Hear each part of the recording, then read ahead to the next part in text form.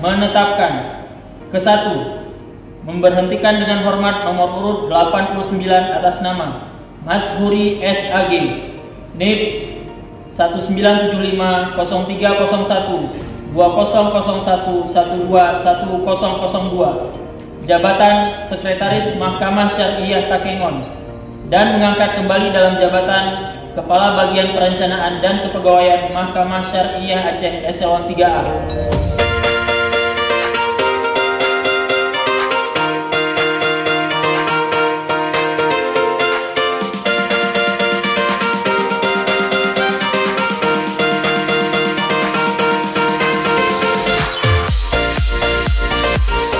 Dengan ini secara resmi melantik Mas Huri SAG sebagai Kepala Bagian Perencanaan dan Kepegawaian pada Mahkamah Syariah Aceh.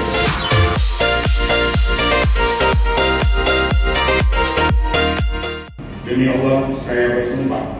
Demi Allah saya bersumpah bahwa saya akan setia dan taat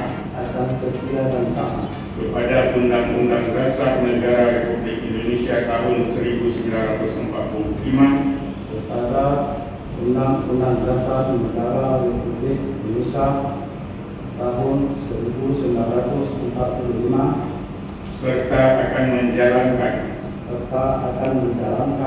segala peraturan perundang-undangan dengan seluruh-seluruhnya demi dharma bakti saya kepada bangsa dan negara.